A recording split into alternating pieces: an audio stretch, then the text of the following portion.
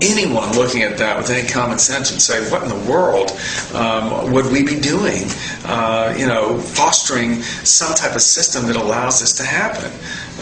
Everybody knows America is built on the rights of free expression, the rights to practice your faith, but come on. That's his argument. That's Congressman Eric Cantor's argument against a mosque being built near the site of the 9/11 attacks in Lower Manhattan.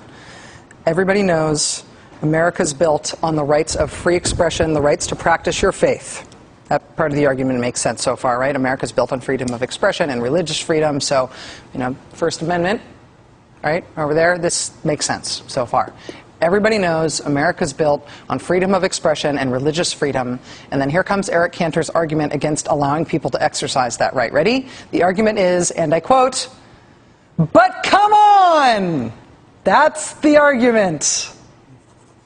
Congressman Eric Cantor is the #2 Republican in the House. He's often described as one of the smart guys, one of the bright lights of the Republican caucus in Washington. In adding his 2 cents to the reasoning against a mosque being built in Lower Manhattan, Congressman Cantor is perhaps choosing to keep his bright light under a bushel.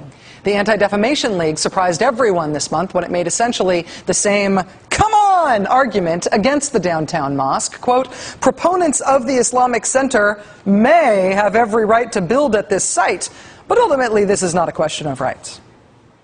The Anti-Defamation League, which has a record in the past of defending religious freedom for all sorts of people, has decided in this case that even if they have to grudgingly concede that Muslims may have a religious freedom to build a house of worship in New York City, the ADL says they do not want Muslims to exercise that right. We talked a lot about what constitutes a right on this show recently when California's same-sex marriage ban was struck down by a federal judge as unconstitutional, as a rights violation, even though a majority of California voters had voted for that ban. The thing about rights is you don't get to vote on them. They're not a popularity contest. That's why they're constitutionally protected.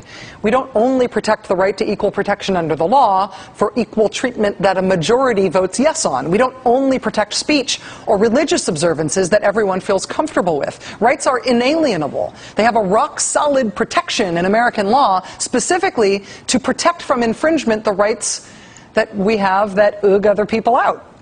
That means that First Amendment protections like First Amendment protectionists like the American Civil Liberties Union, they protect that right for everyone from neo-Nazis wanting to march through a Jewish Chicago suburb in 1977 to the Colorado state senator who last year said he wanted to get an ACLU sucks license plate because he hated the ACLU just that much. The ACLU offered to represent him if the state gave him any hassle about that.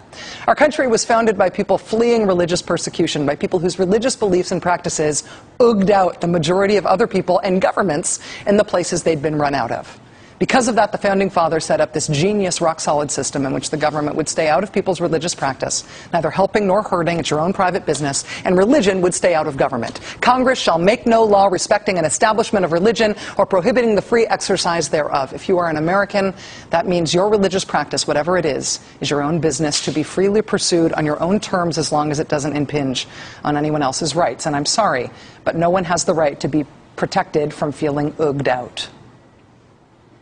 But come on. Come on. That does it for us tonight. Countdown with Keith Olbermann. Come on!